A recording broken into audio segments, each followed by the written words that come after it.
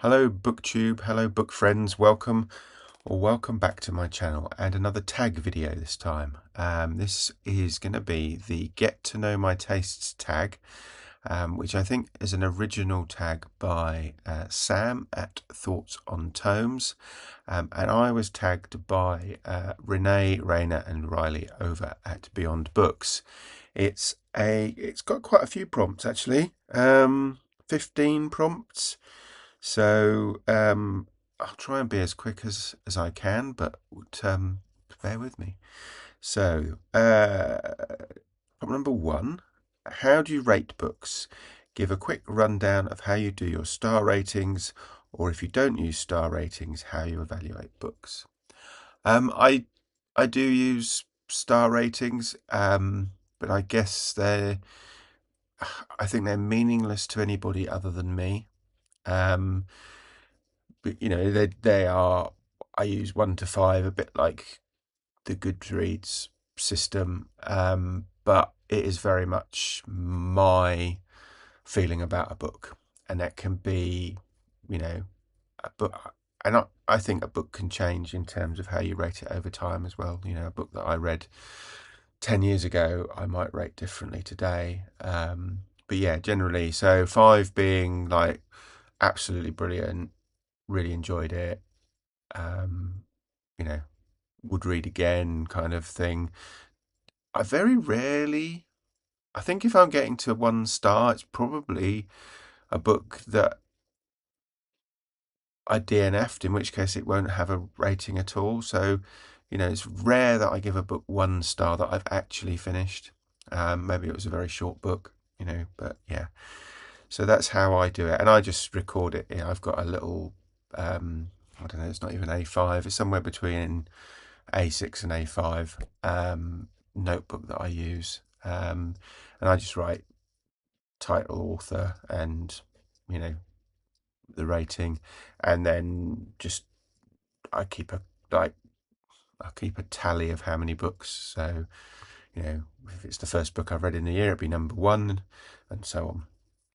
How do you approach reviewing books? What's your review style? Are you analytical, emotional, casual, or structured? I would guess probably somewhere between casual and emotional. I used to really religiously review books, and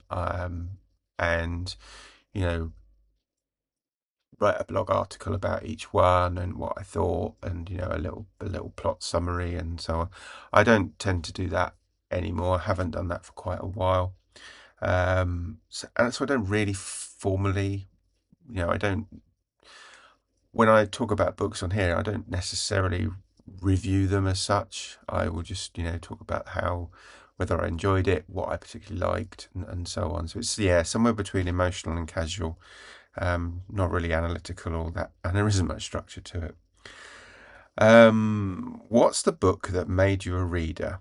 Whether it was your first favourite or one that got you hooked, what book started it all? That's really difficult because there's so many.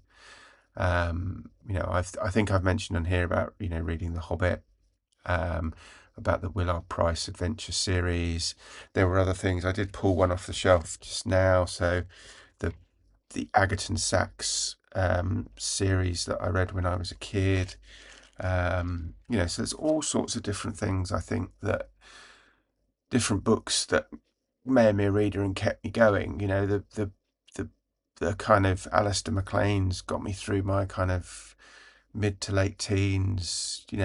Just when I couldn't really afford to buy many books. So I was very often rereading them. Stephen King around the same time, sort of, I don't know, 14, 15 years old onwards, those sorts of authors. But I couldn't pin it to one particular book. Problem number 4, do you have a genre niche? Are there certain genres that you gravitate towards, or do you read widely across genres? I probably read most genres. The ones that I read the most tend to be in fiction sense, thrillers, crime novels, historical, novels. Non-fiction tends to be kind of around. I'm doing my project at the moment around war correspondence and things like that. So I'm reading a lot of non-fiction in that area, and non-fiction around conflict generally. So yeah, that tends to be it, but it varies. I mean, May's coming up and Horror Mayhem, so I intend to read quite a few horror novels. But that's because it's May and that event is taking place. I do read quite a few horror novels. But I don't consistently read, just horror novels. Do you generally prefer character-driven or plot-driven stories? If I had to give a preference, I'd probably say character, but I'm not sure I have a strong preference. But yeah, let's go with character. What's a book you love so much that you don't care if others don't like it? What's the one book you love enough for everyone? Well, this gets mentioned on the channel all the time as well. Common Ground by Rob Cohen. As I've said many a time, I've gifted this book to more people than any other, I think. And his book, I need to reread it actually. I do. The number of times I've spoken about it recently, I do wonder if it's going to stack up in quite the same way, because I think it's like 10 years since I first read it, and I've reread it a few times. I don't know. I'm a bit nervous about doing that, just in case it doesn't stand up. But yeah, that would be. And probably, problem number 7, what's a book you love so much that if someone doesn't like it or know your reading tastes don't align, the book or books where a difference of opinion is a strong indicator of different reading preferences? I don't think I would pick that for that. But generally, the kind of sort of thrillers and things like that, I think everybody's preferences are slightly different, regardless. But yeah, I would have said probably, yeah, something like that. Don't know that I've got a particular book in mind though. What's in your trash pocket? What's a trash pocket? What books, tropes, or themes that you know are bad, but you love them anyway? Oh, I see. Oh, that's quite a personal thing as well, because some people will love some books, and I mean, I like the kind of an author I mention all the time, Craig Thomas. I like his techno thrillers. Tom Clancy, and not a lot of people kind of like those sorts of things. I like Cold War thrillers that were written at the time. So there's a lot of Cold War thrillers appearing at the moment that are kind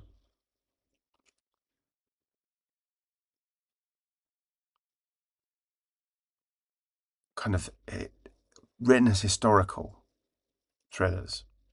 And some of them are great. Some of them are really good. Some of them are a bit like, no, you didn't really live through that period, did you?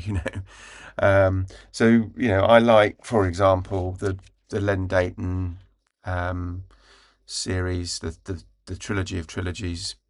So Game Set Match, Hook, Line, Sinker, Faith, Hope, Charity.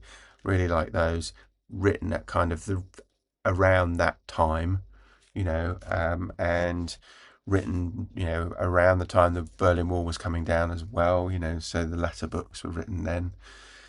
So yeah, those are sort of, I think, things that, I like that perhaps other people don't necessarily enjoy. Do you have any deal breakers in books? Something that, if present, immediately turns you off from a book?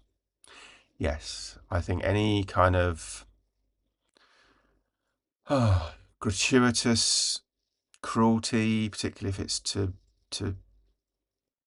women, children, or animals, just anything like that. It's just if it's brief and part of a plot and it's alluded to rather than written out in glorious, gory detail.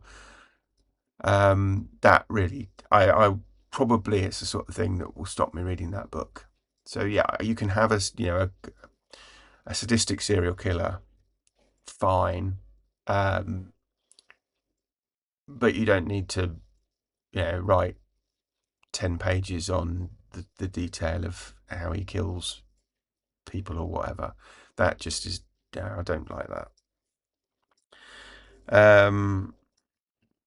What's a strong opinion you have about a book released within the last year, whether it's overrated, underrated, or just a take you need to share? I don't know whether it was written in the last year or not, but I did recently talk about a book called, I think it was Geiger. And that was just unrealistic in what some of the characters were doing.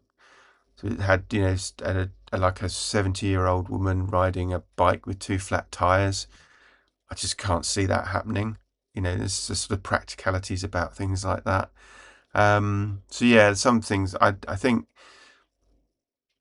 where you're kind of writing things like that, you actually either have to have done it so it can happen, or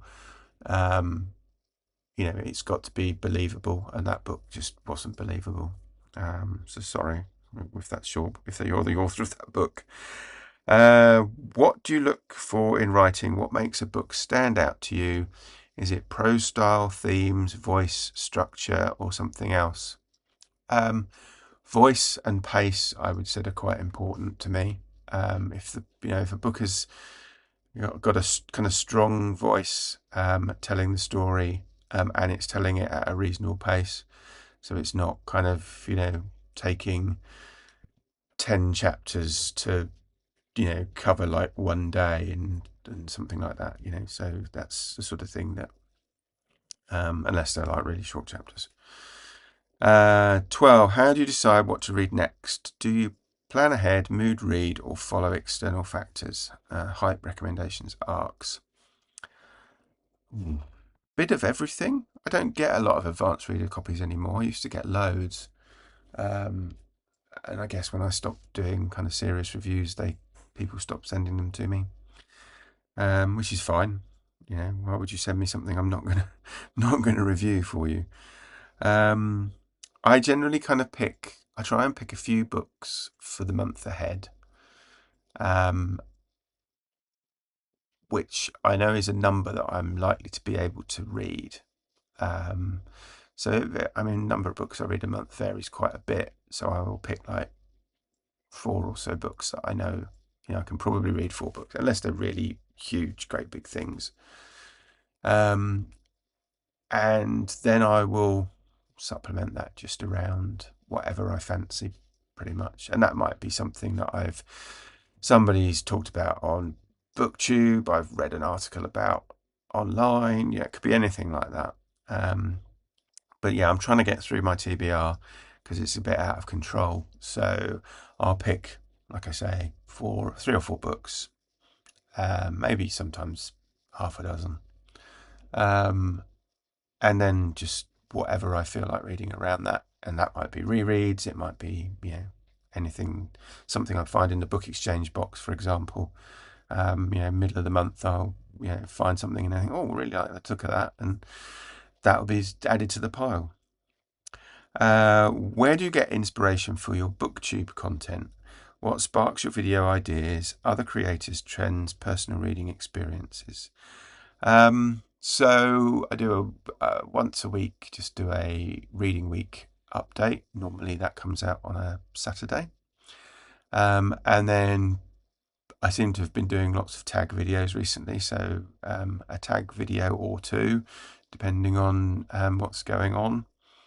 And then I'm trying to do more kind of content around some of the projects I'm working on. Just haven't had the time the last few weeks for a variety of sort of personal reasons, but that's my plan, certainly. So yeah, and then sometimes I'll see something that somebody has done a video about and feel like I need to do one, along similar lines, or a response video or something like that. If you could make any book go viral right now, what would it be? a book you think deserves more attention and why. I would love to see Craig Thomas get a revival. All of his books have been recently re-released with new covers and so on. And I would really love to see those take off again. They're such fantastic thrillers. Yes, they're a little bit dated now, but I'd really love to see that happen. It's not going to happen, but I'd like to see it happen. Who are some booktubers with reading tastes similar to yours? This was a tough one, because I could name a lot of people just on the basis of one or two books, but I've picked three. So I've picked John at Must Read More, Debs at Raina Read Stuff, and Brian at Adventures in Literature, because I think there is quite a bit of crossover, certainly recently, on things that they've been reading that I've been reading or have read or am planning to read. So those are three. And I guess that just means I need to tag some people, doesn't it? I will have a look and see who has already been tagged and who hasn't been tagged, and tag them below. If you want to do the tag, feel free. Just jump in. And all that remains me to do is to say thank you to Reney, Raina and Riley for tagging me. Thank you to Sam for coming up with the tag originally. And thank you to you guys for watching. And I will speak to you again soon. Take care now. Bye-bye.